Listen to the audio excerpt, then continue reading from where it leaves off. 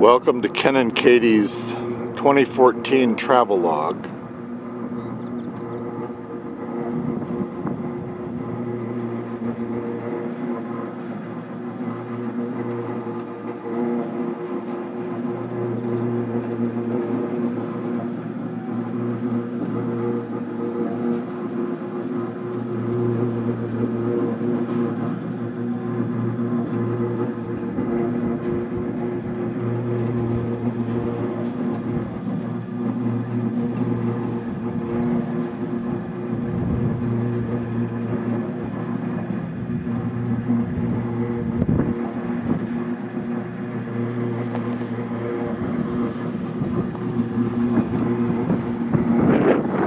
Wondering what that racket is in the background.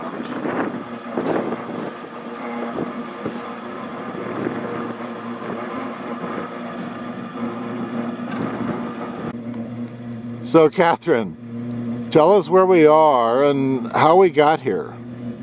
Well, goodness knows where we are, actually. We're in the middle of a long, winding road from Paso Robles over to I-5, and we went through a solar fields and fields of solar panels. There goes a truck right now, probably hauling some more, and then convoys of trucks hauling solar panels, and then we came to these oil fields, and we've stopped to take a look at one of them functioning here. It's in Kern County, and we're on our way to Palm Springs tonight. What else do I need to say? Well, are we on some kind of an adventure, a specific adventure? Oh yeah. Well, we're on a big road trip, and we're going to Texas from the Bay Area, and maybe to Louisiana and possibly to the East Coast, depending on whether we run out of time.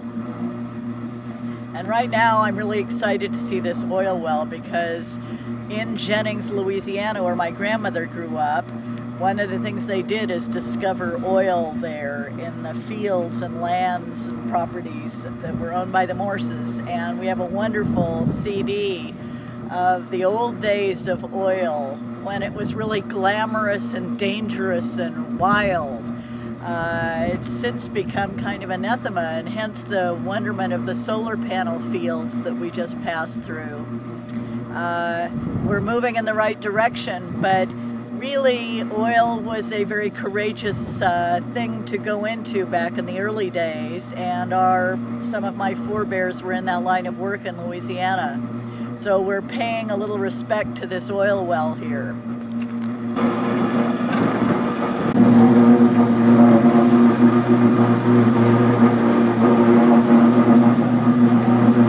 So this looks like a pretty old, rusty kind of hulk that may have been here since the 50s. Or maybe even since the 30s, we don't know. It's a pretty old, primitive kind of a rig. My grandfather owned stock in Kern County, which is where this is, and we bought our first VW Bug in Houston, Texas, to drive back to California after being Vista volunteers with money from Kern County stock. Who knows, maybe from the profits of oil wells like these. Here's sort of the business end of the operation, where somehow or other the oil comes out of the ground and goes into a pipe to some storage tank nearby. It's not entirely clear what causes the oil to actually move, unless they're pumping air or something. We're not entirely sure what they're pumping down in there to get the oil out. I'm visualizing little tiny buckets going down and tipping into a lake of oil, bringing it up and then tipping it into a little some kind of pipe. And here's the arid countryside that we imagine is probably an old seabed We just came through a great plain between two small mountain ranges, and it looked quite a lot like an inland sea from millions of years ago. Here's our trusty road car, the Infiniti FX sport vehicle. It also carries a lot of gear, and we're traveling across a back road, Highway 58, from Paso Robles over, heading toward the back roads off of I-5, angling eventually down to Palm Springs. We have arrived in the desert. Springtime in the desert.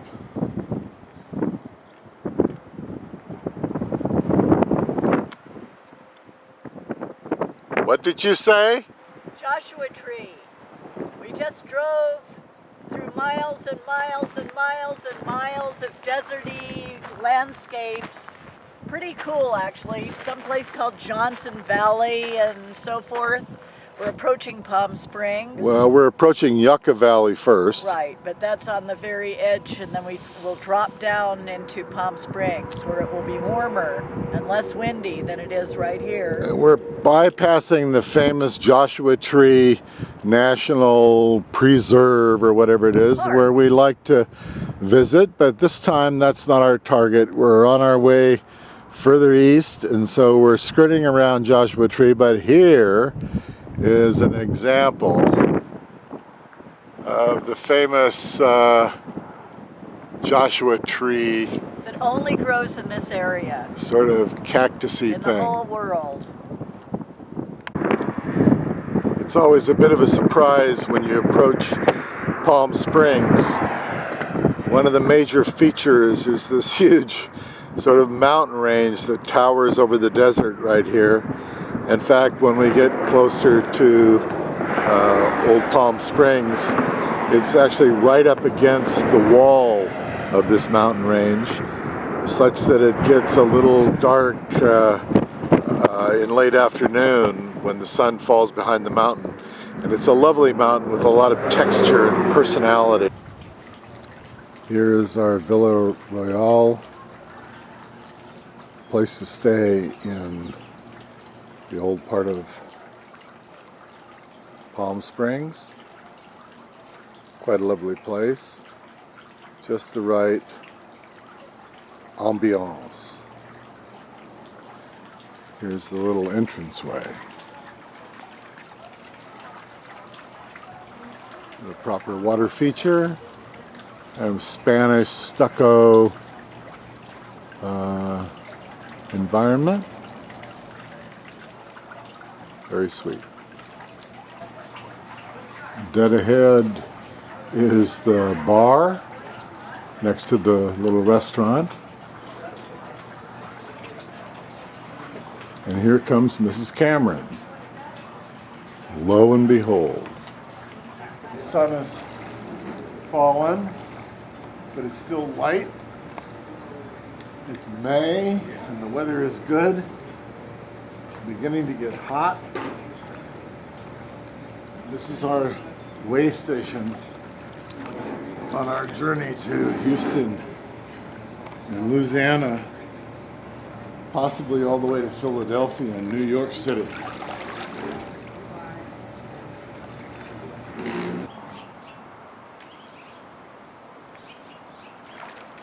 Where are you, Captain? This is the local yokel hot tub at our little Villa Royale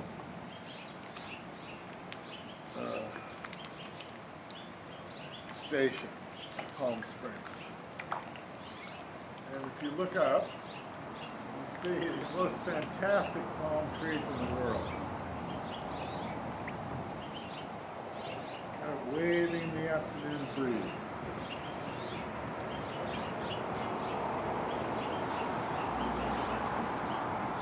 Can you see the mountains over the head?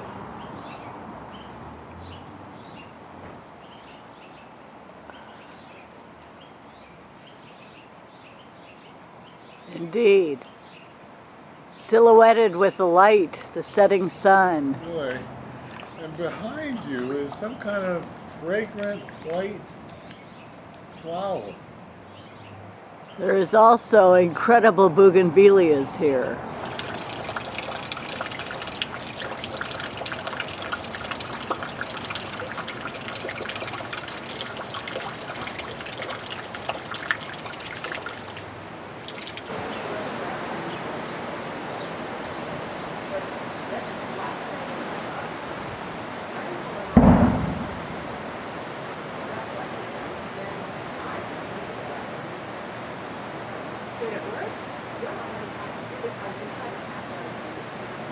What's going on? I know what this is like. It's like Morocco. It's like Tangier. Wonderful.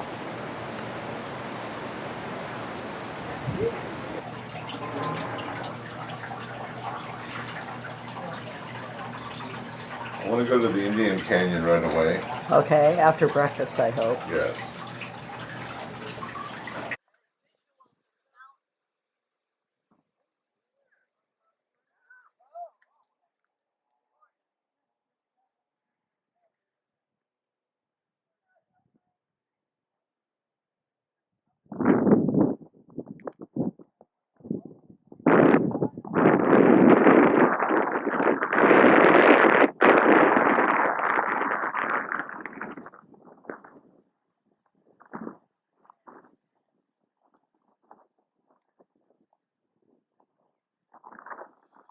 What we have here is the entryway to Indian country. One of the interesting things about Palm Springs is that historically the Indians surely got ripped off their land, but they were able to retain pieces of land in a checkerboard, kind of random checkerboard pattern all over the valley. And then this part of the mountain, little canyons going up into the mountain, are called Indian Canyons. And historically they lived up there in the summer, and we'll see that shortly with these wonderful cold springs coming down out of the mountain that right from here you can't even see. And then they lived down on the flat during the winter. And the Indians control this area. You have to pay a fee to get in, which is sort of cool. Here is the dead-on sort of desert rocks down on the floor of the Indian Canyon country. And over here is the ancient palm trees from which Palm Springs gets its name.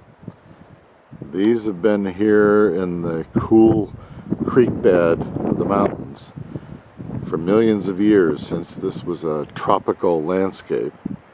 And while all the desert flora and fauna have had to adapt to the heat, these palm trees have stayed the same all these years, and they're very original to the area. So, sure enough, follow this sort of foothills of the mountain, around its various little folds and corners, and all of a sudden, a little Indian canyon filled with these ancient palms. And right here, it looks like the creek is sort of dried up, or this is probably a tributary. I think a little further over is where the active creek is still flowing, which we'll see shortly. This is the signature bluff at the beginning of Murray Canyon Trail. Here is the Murray Canyon Creek, much diminished at the beginning of May 2014.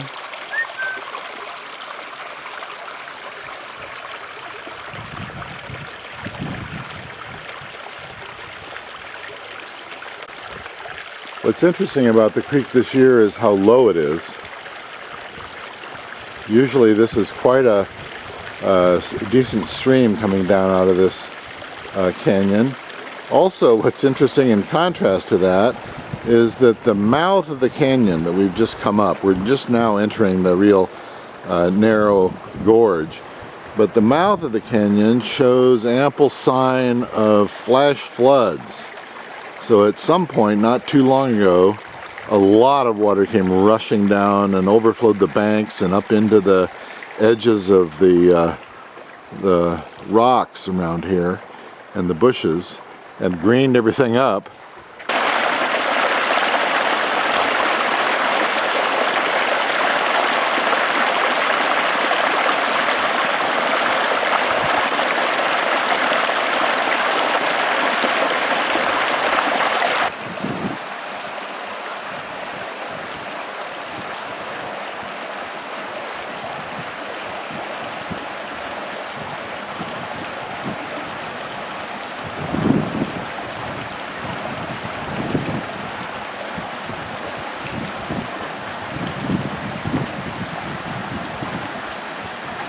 This is why they call it Indian Canyon.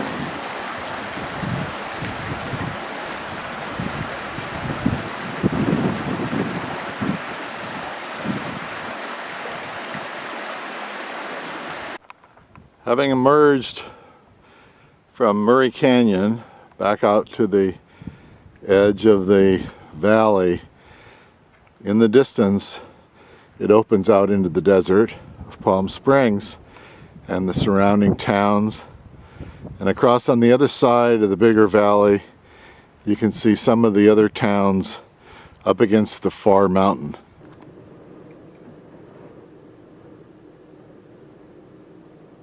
We are in Texas, coming toward a little town called Marfa, on our way to the Big Bend country on the Rio Grande, and we have hit a tumbleweed storm.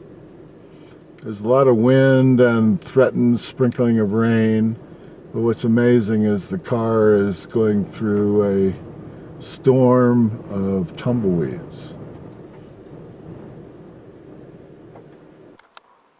We've left our mountain Shangri-La that we've been hanging out with for a couple of nights, and we've gone across the desert and around over to Elena Canyon, which is where the Rio Grande, looking a little bigger than normal around here, gets to be a serious river and cuts in between these two rock cliffs that are kind of the remaining features of a lot of geological development over millions of years. And it's several miles long with very steep canyon walls. On the other side there is Mexico.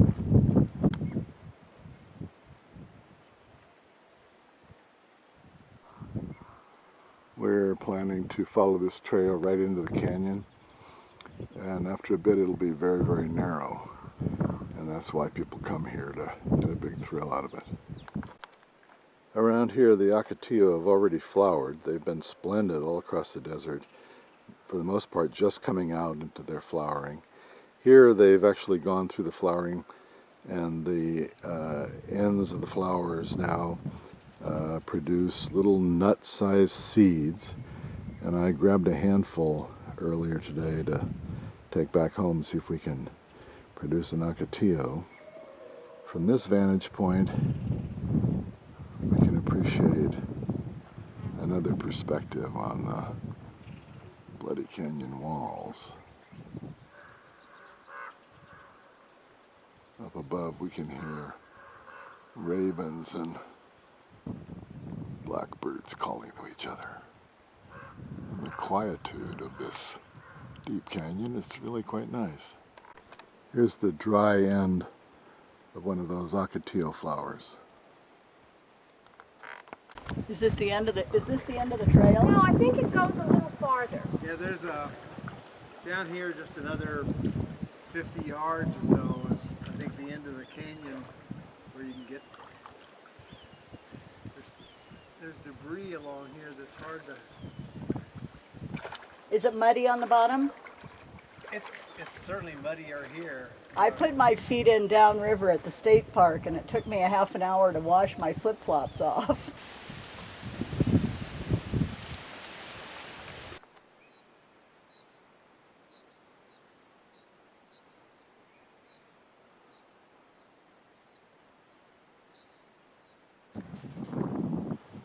Back up at the lodge where we're staying, people come out to a sort of little patio overlooking this valley down below the basin, they call it, in between all these mountain ranges around the resort lodge.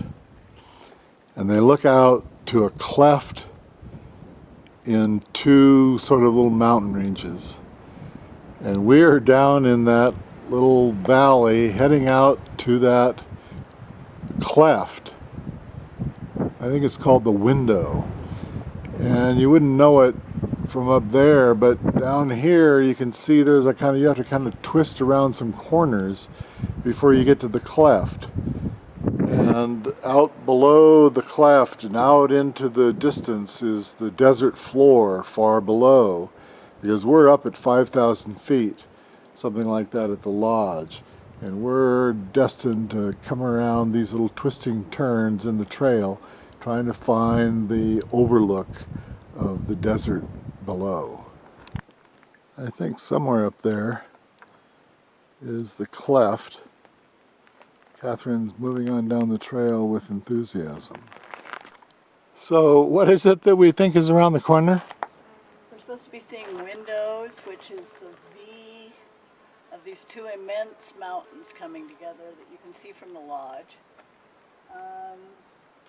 Here are two benches. I'm kind of wondering if this is what we're to get, or whether we continue on just a little bit further. Well, my understanding is you're supposed to be able to see out to the desert floor beyond.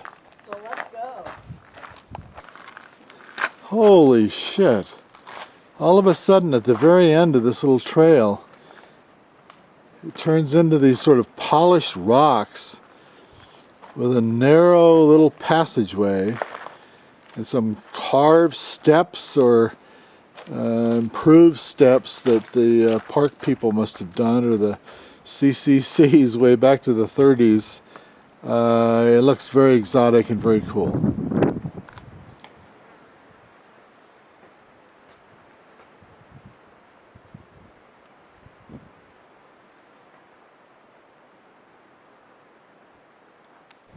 Here's the textured rock.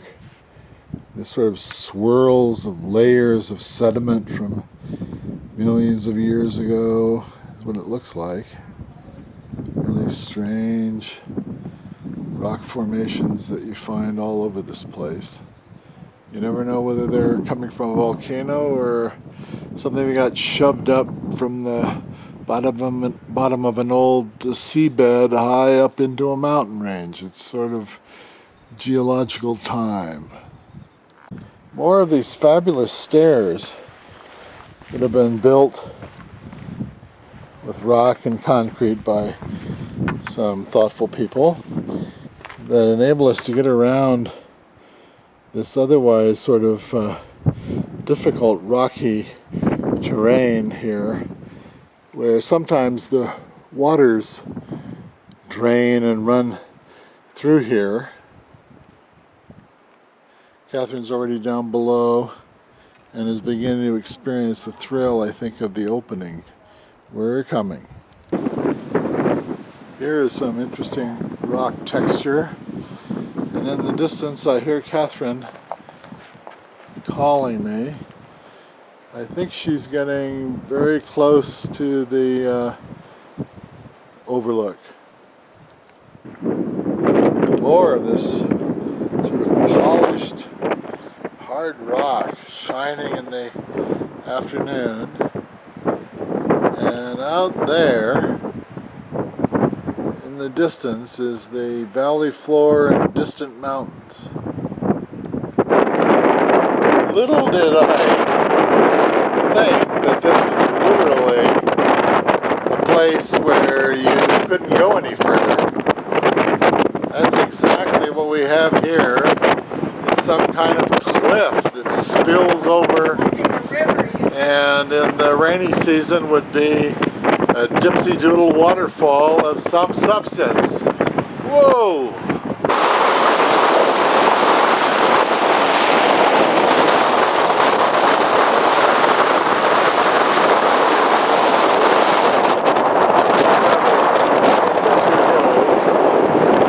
Here's the spillway, literally the final spillway for the water that would come down through the rainy season.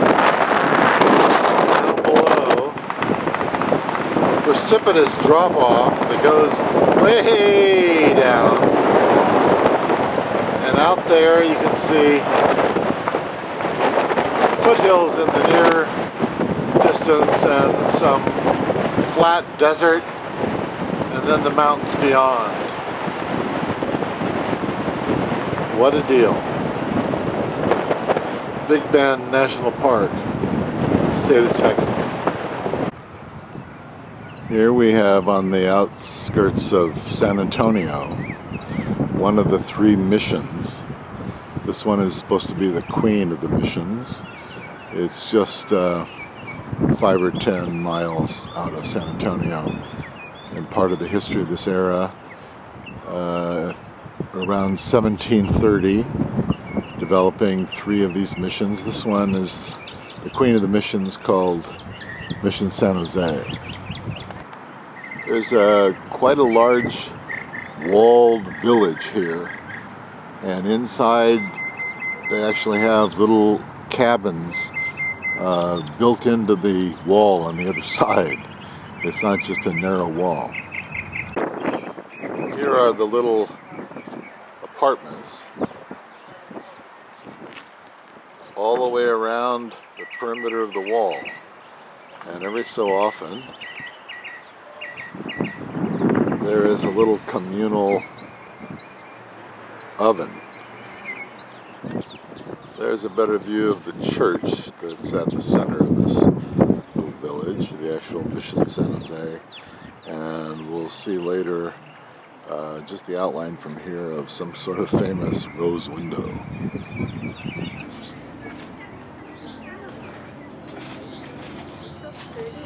This is the old convent that fell into ruin and was partially rebuilt in the 19th century, but is unfinished, attached to the mission.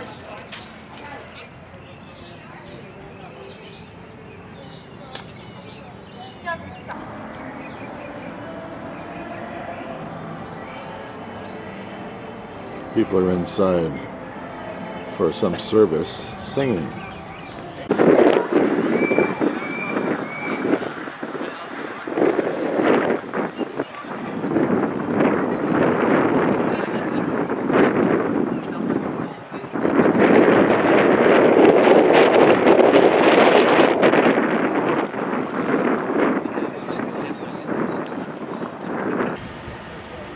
What is the name of this bird? Black-necked stilt. Black-necked stilt. With a mom and dad and 4 babies. Running up the road right in front of us. One of them rolling fell over. Oh, did one of the little guys fall over? You're so funny. I don't think I've ever seen a baby black-necked stilt before.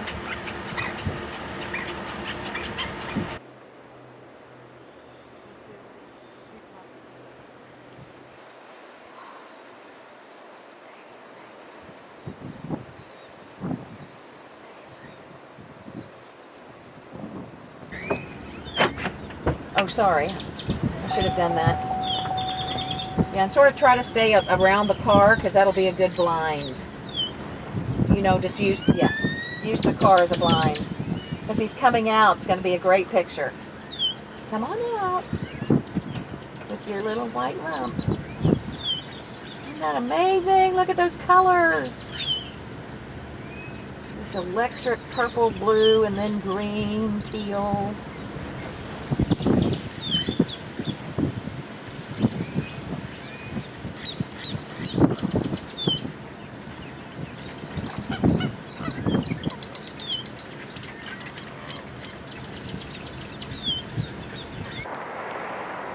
The Greenwood Cemetery outside of Jennings, Louisiana.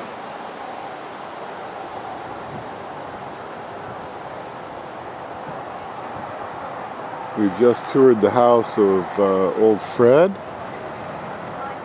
and we went to the library to look for some resources and ran into the head librarian who talked to us about what's been going on around here for the last 150 years, and we showed her pictures and so on, and the lady said, well, that's the house I live in.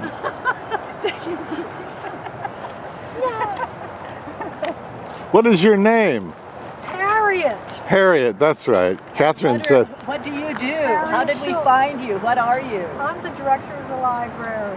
In the oldest. Jennings, in the oldest established library in the state of Louisiana. fantastic, Jennings. fantastic. Right. And have we found grandmother? There it is.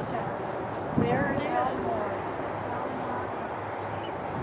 is. It looks like the roof fell in. That's what they were saying. And he wanted something done about it, so I'm wondering who I should contact about that. That's a pretty little flag that they did.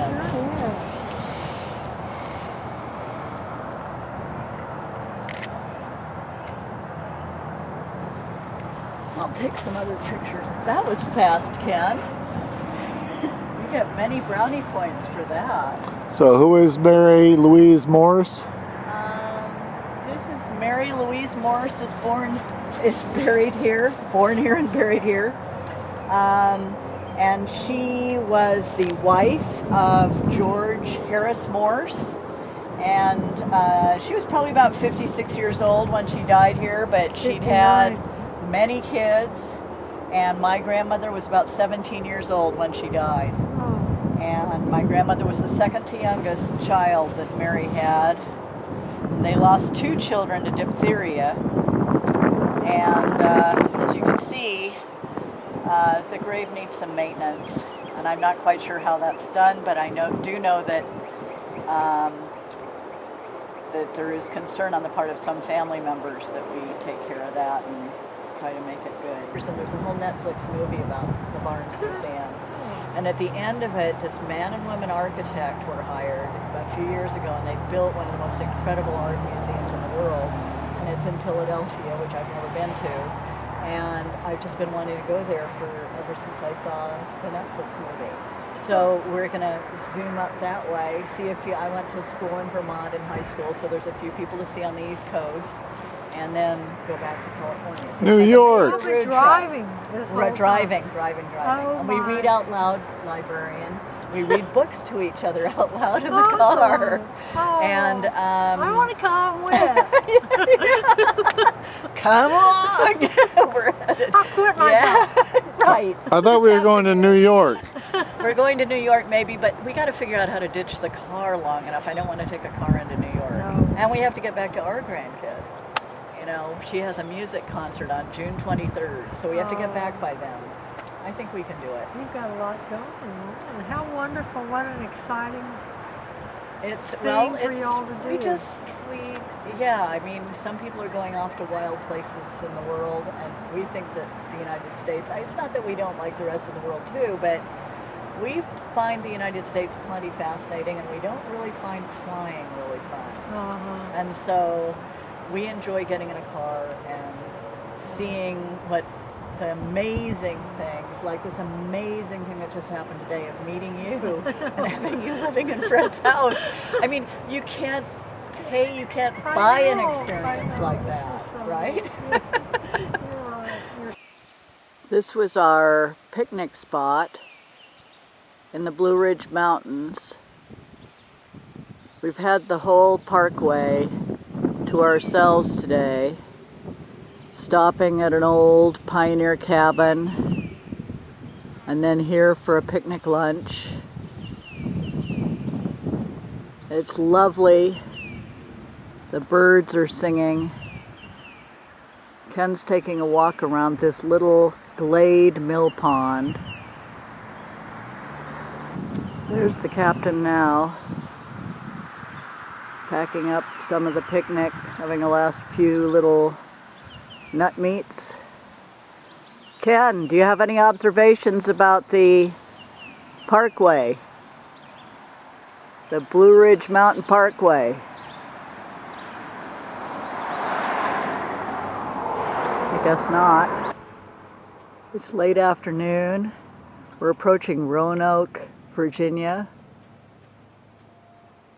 And we're stopping. We keep planning to get in the car and keep buzzing. But it's hard when you see a scene like this. Don't you think, Ken? Sort of have to stop and pull over and look. Where are we, Captain? We are at Barbersville in Northern Virginia. Somewhat flossy looking winery. It's been here since the mid-70s.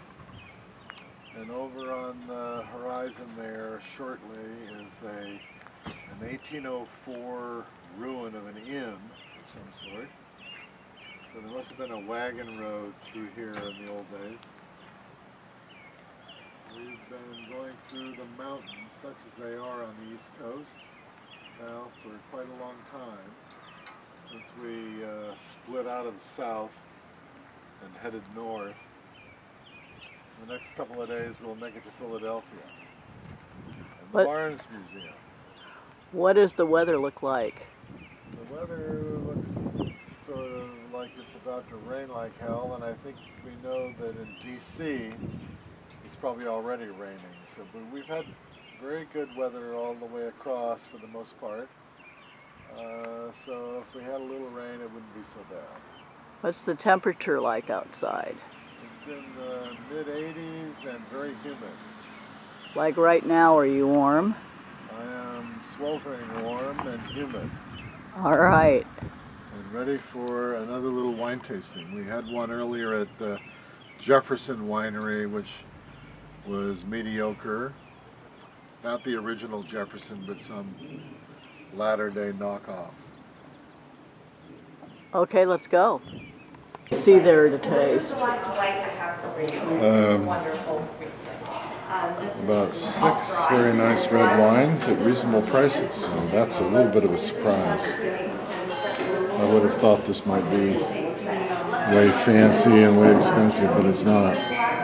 What are you thinking of tasting? All these reds. Plus the Octagon, which is their award-winning Bordeaux blend, which is as old as 07, that should be really quite something. We're walking from the winery over to the old ruins of a 19th century inn of about 1804. There's a little creek coming down out of the hills.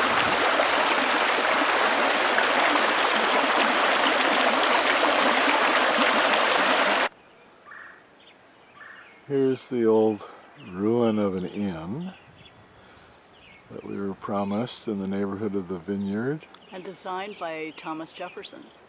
That was a surprise. And it burned down in a fire in the 1800s.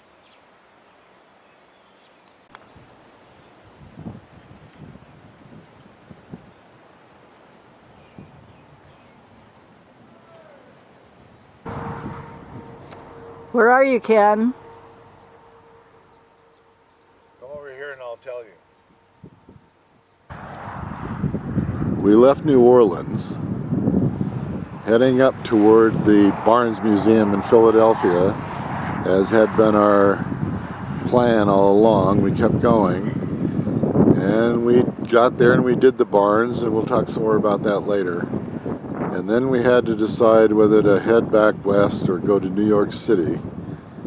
And indeed, we did go to New York City. And now we're back on our way across country in New Mexico.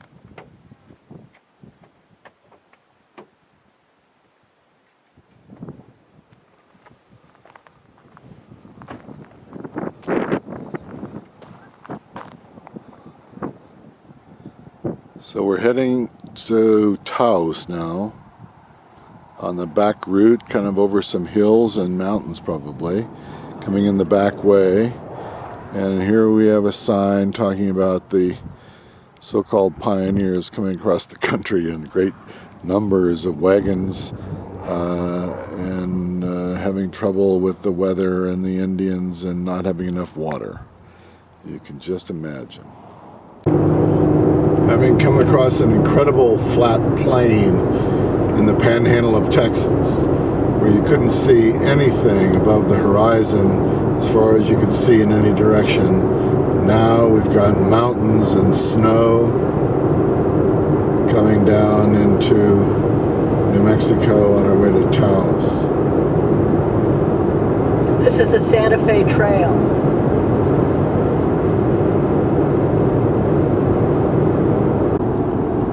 What was that you were saying? Are you asking me about my favorite high point of the whole trip? I wouldn't be surprised about that. Well, besides this right here, which is so fabulous, after actually not a bad 2-day haul from Arkansas, Fayetteville, Arkansas, to Amarillo, Texas. And actually, I guess that was just a 1-day haul across Oklahoma. That really wasn't so bad. And Arkansas, and most of Arkansas. Well, no, Arkansas was the day before. But that was pretty beautiful. Arkansas was pretty lovely. The Ozarks in Arkansas are fantastic, and all these rivers. I mean, it's a bubbling up spring kind of place up there. And we went to this place called Mammoth Springs, where these, from 70 feet below, this aqua-colored water bubbles up out of the ground. And the whole of northern Arkansas is kind of like that, with lots of piney trees. And it's called the Ozarks, and that was pretty beautiful. And we had this incredible night in Fayetteville. I have trouble pronouncing it. And it was incredible. It had more watering holes for people who want to drink seriously per square inch, I think, than Manhattan or San Francisco. And people were doing it. Instead of closing everything down about 9 o'clock, the whole place was popping until hours in the morning. Right, and we stayed in this sort of space age hotel, the Chancellor Hotel or something, in downtown Fayetteville, and that's where Bill and Hillary Clinton got married and taught at the law school there. So it's a student town. Anyway, after that, there was, this big long trek through Oklahoma yesterday, and weird cloud formations that were fabulous. And we realized that there's some parts of the world where, like, the sky is dominated by clouds, and the clouds dominate the entire landscape. You barely notice the earth. The clouds are so amazing and massive. And we pulled into Amarillo, Texas, in the dark after an amazing sunset. And we stayed at a really pretty rinky-dink Comfort Inn. And today it's been all good, heading up out of the Texas Panhandle and now into New Mexico, and we're within just an hour or two of Taos, where we'll stay for a couple of days. So this is a big high point coming into my favorite part of the world, probably, Red Rock Country. And I hope we get to Four Corners in a few days after that. But my high point before that was Philadelphia, which was the Barnes Museum and so much more.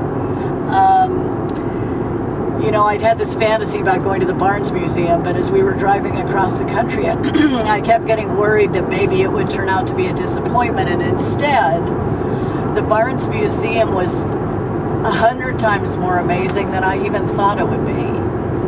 And the reason being? It's just it's just an explosion of art. Yeah, but isn't all it from one my guy's? favorite eras. But It's- one guy did such a good job of picking. Yes. It's not just there was a lot of art. Right. It was uniquely. Good taste, and he intersperses the art with these amazing pieces of Metal work. hinges and all sorts of things hang on the walls that are almost equally fascinating and kind of refresh your eye. Their Because, fancy design Yeah. work on metal used for hinges on big old doors and furniture and things of that sort. And he collected them in huge numbers with all kinds of fancy metalwork design.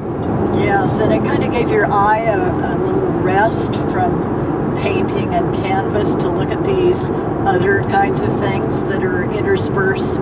And the building itself was fascinating.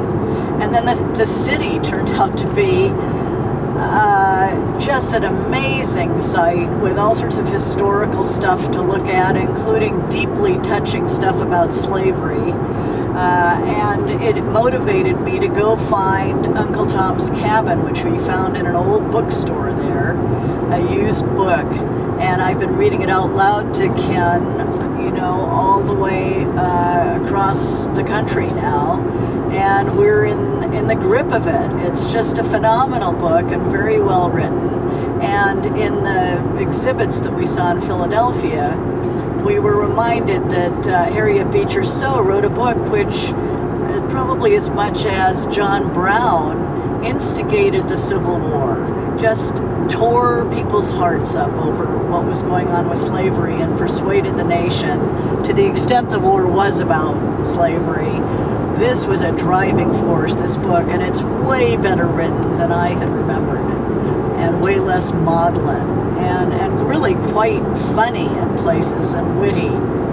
So we're enjoying the hell out of it. But Philadelphia was definitely the high point. How about you? Why did we go to New York?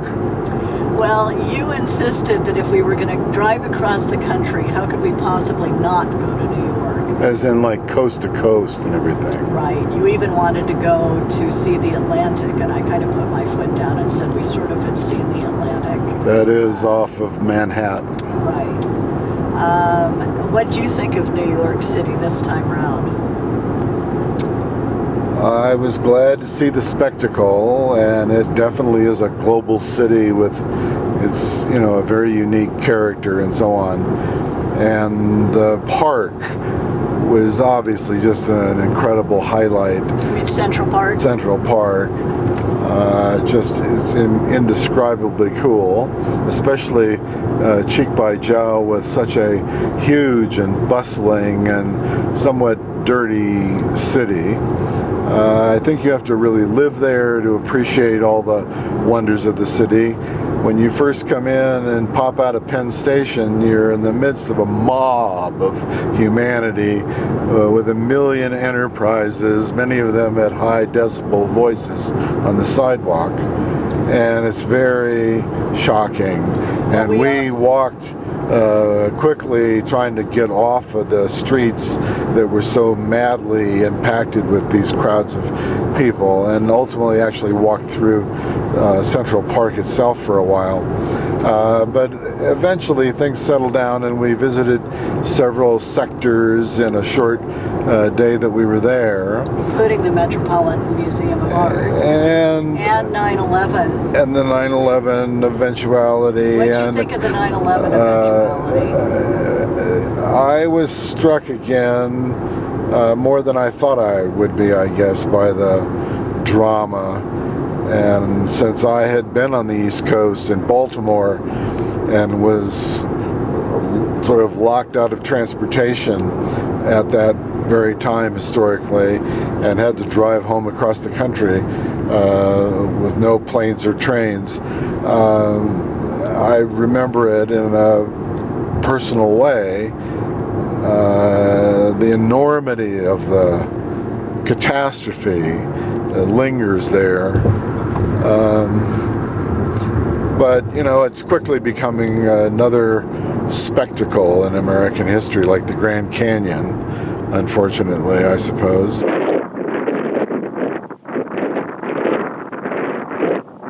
used to cover the prairie.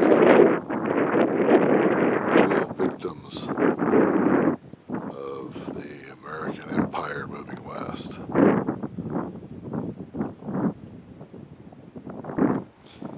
In this small herd, I count at least 4 little calves, which must indicate that sex among the buffalo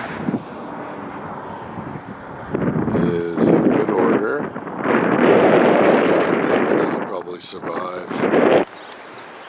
This is the Sangre Cristo Mountains above Taos. We're coming in from the east, and we're going through this fabulous part of what's called the Southern Rockies. And there's a number of bubbling glimpses of streams, so we pulled over, and Ken is looking for a precious rock.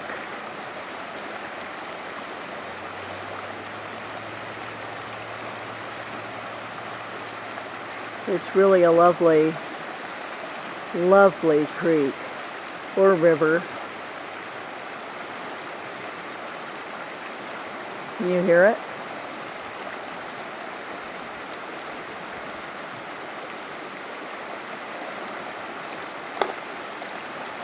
What are you finding, Ken? Lots of rejects. Did you find anything?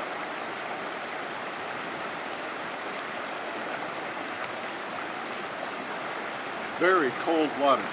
Oh. Let's see what you have. There's a little red lines through this one that I hope will hold when it dries, and this one is speckled with gold dust. Oh my goodness, let me see. Certainly worth millions. We have arrived at the Pueblo at Taos, where people have been living continuously for several thousand years. An incredible history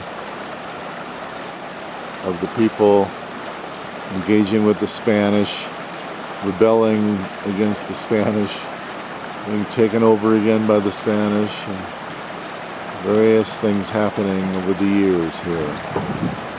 And it's open to visitors, and there are craftspeople here who are selling their crafts in little cubby holes in the adobe.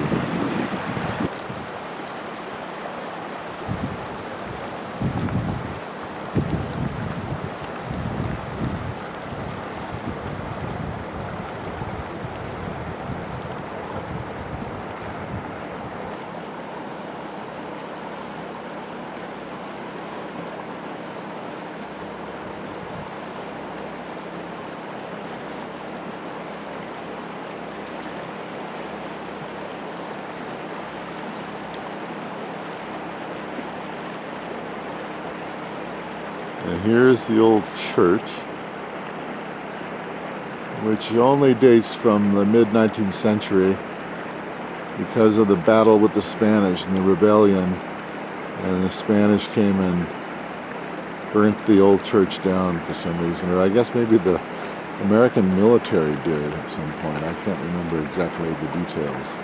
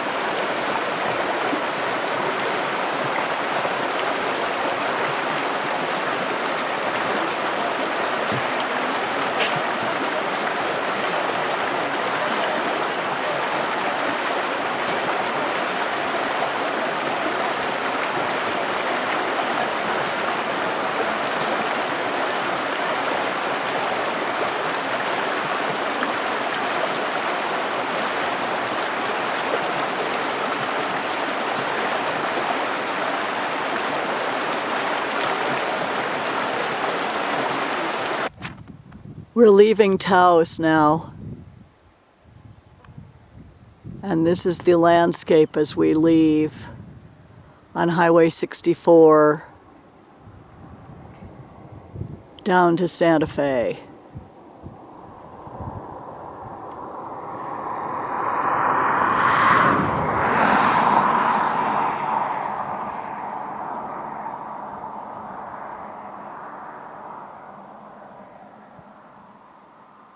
The road ahead.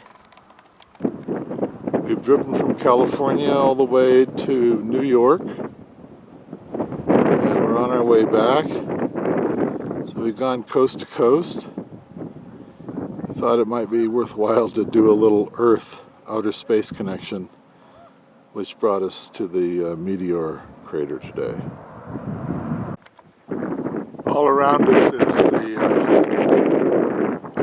Hopi and Navajo Indian country, sort of raw desert where the crater is. Up above is a reminder of deep space. It's our friend the moon. The bulk of it vaporized and blew into tiny, tiny, tiny pieces. But in the early 1900s, they had no clue. They thought that it probably was just laying under there to be found.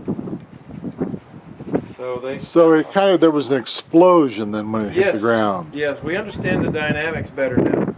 But at the time, they thought that the giant piece of metal just fell down on the earth. Why would it have exploded? Because it was going so fast. Several things. One is it was actually very fragile, even though it was iron. You have to remember the center, I think it was about 150 feet. But you have to understand the center was frozen solid. In deep space, it's minus 455 degrees. Yeah. So the center is frozen. The outside is white hot. Yeah. And the scientists say that iron frozen to that temperature is brittle like glass. Oh. So you can imagine it goes down 400 feet, it hits the water table. And then the energy that it's been compressing and compressing and compressing, like jumping on a bed mattress, Yeah. all that energy comes back out. Oh, interesting. So, and they didn't truly understand it until Dr. Shoemaker worked here in the 60s, because he had been testing nuclear devices, so he had a really good handle on all that. But how big do they reckon it was? The meteorite, they believe, was only about 150 feet across. Oh, well, that's pretty big. Well, it is at 26,000 miles an hour. Here's the landscape around the meteor crater that we just looked at. We're on the outskirts of Flagstaff, Arizona. Here we are, heading up the Oatman Road on Old Route 66 out of Kingman, Arizona, on our way to California. There's yucca plants all over this valley. We've come down from Flagstaff today, rolling descent after rolling descent from 7,000 feet down to about 3,500 feet. And here on this landscape you will see a most remarkable pinnacled butte of some kind. I'm not quite sure what the technical term would be for this. But it's quite wonderful on this old winding part of Route 66. In the distance you can see in a speck little motorcycles or cars winding their way up that road. And remember, this is the standard Route 66 that Kooky would have driven in his Corvette on his way back to LA. Or that my parents or grandparents would have driven to get anywhere when they were going across the country. Here are the wild donkeys, which are quite notable in this country, alleged to be the descendants of the miners' pack mules that were abandoned toward the end of the mining period. All the way. Don't follow you.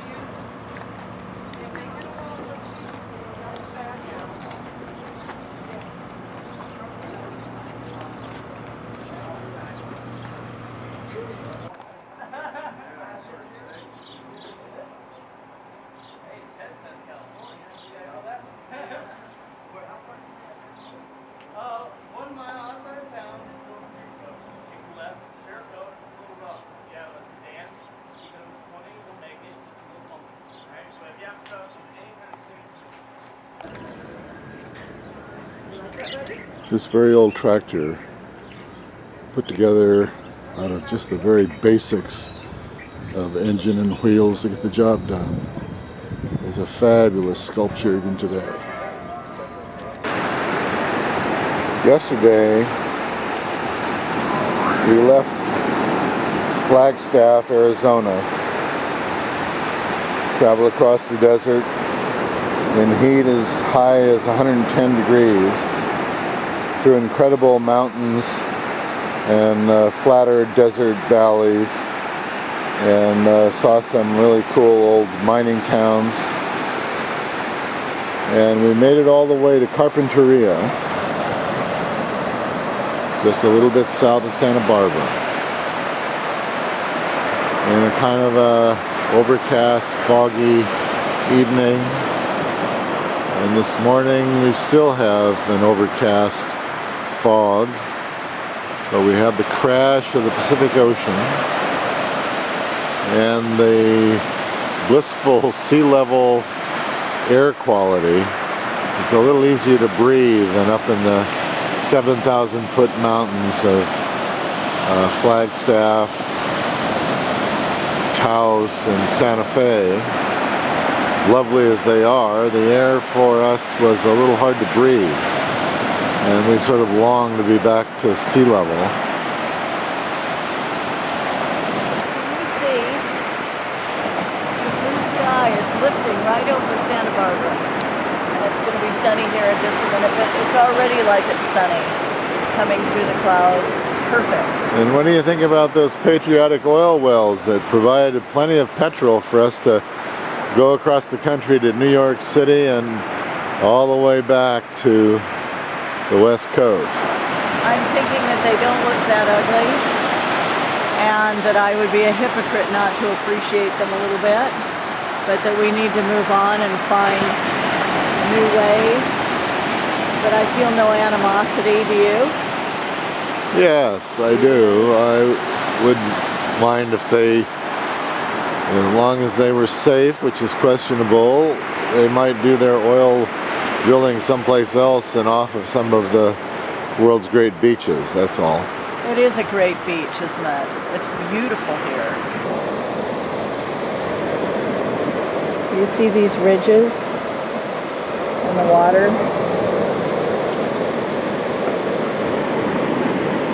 I do. And the ripples coming in. It's a really pretty part of this beach.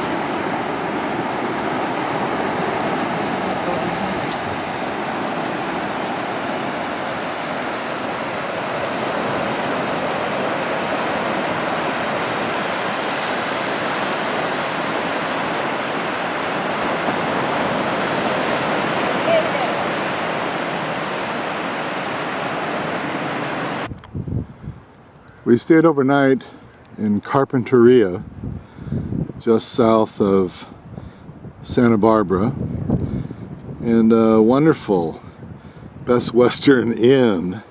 It was well appointed, with murals on the wall inside and a courtyard and a wonderful little cafe up on the third floor.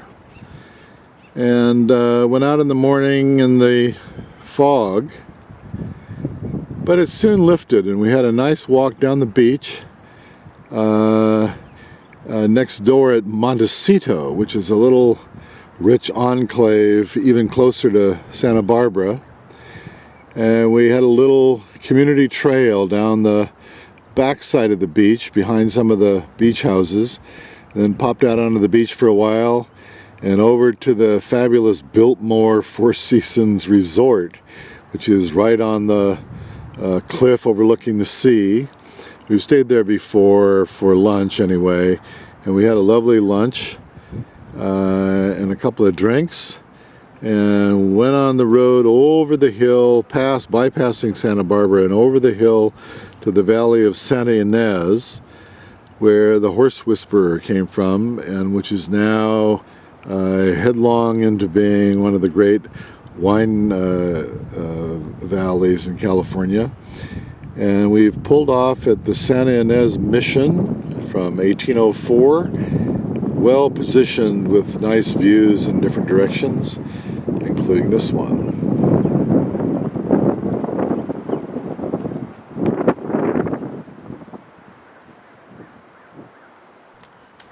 Catherine, tell me the story about this old arch. Well, it used to be that all these long arches, there's many of them, went all the way down to a big garden that you can't see right here, but I guess it all crumbled and got lost, but they kept this one arch to remember and remind themselves that the arches used to go a lot further.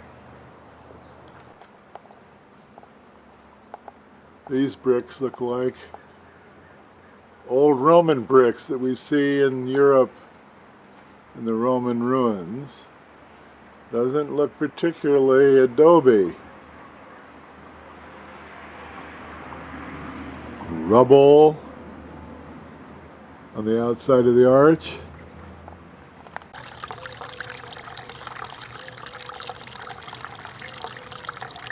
It's a really lovely little figure.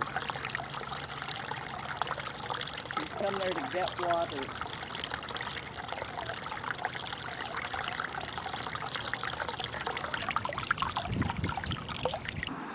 So we ended up in Lompoc, across 101 from Santa Ynez, and it was late in the afternoon and we couldn't get into the mission, we couldn't get into the wineries, so we found the local motel and we had a couple of drinks at the happy hour, and we decided maybe we ought to go out to the beach and see what it looks like out here. This is not exactly what we think of as beach country.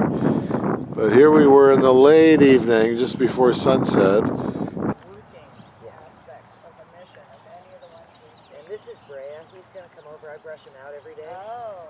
And he knows that I've got lettuce for him because he just watch his horns because he hates flies, and that's the only way he can get them off. Oh. That's kind of shooting a fly with an elephant, isn't it? I know. Hello there. Good morning, Bray. Wow, watch the horns, Ken. Be careful. Wow, aren't you a sweetheart? He's a 2,000-pound puppy. He's He 14 sure years is. old. He's a Mexican longhorn steer, which is a little different than what you saw Yeah. in Texas. Yeah, you could really get swiped with those things. He knocked me out one time. In Europe, we go to see the cathedrals.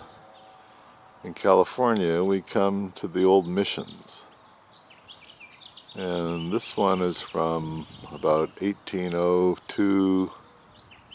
It's the 11th mission, I think, north of Santa Barbara around Lompoc. It's very big and is being maintained with some animals and exhibits and so on that give the impression of what it was like in the old days. Down here, we have one of our friends that's deciding to come over and visit the grounds at the edge of the arcade. We're not sure what kind of a beast it is.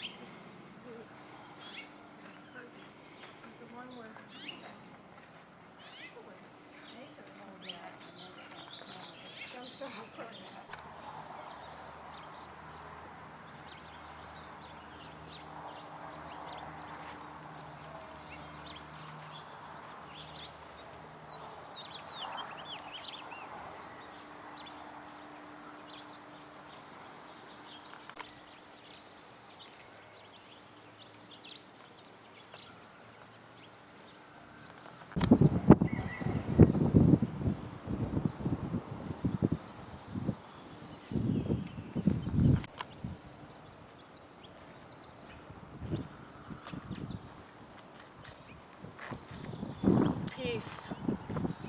Peaceful. Wonderful. Layers of discovery here. Creeps up on you.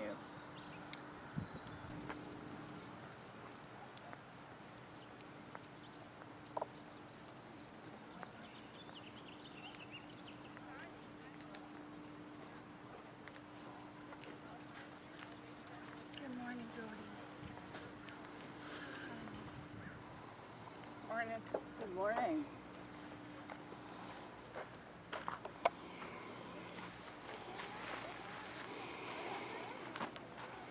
Looks like you have a relationship with these guys.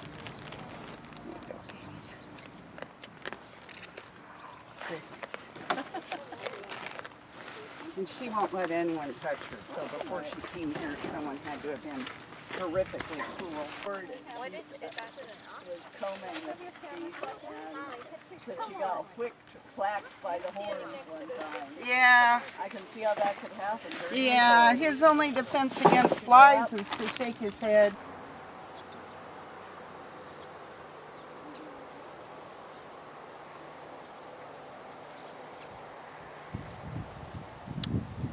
Purisma is the name of this mission. This is not Manhattan. The West is the best.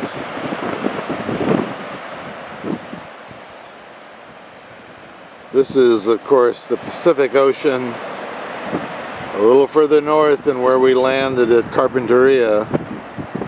This is the famous Big Sur, Northern California. We're almost home after our cross-country tour.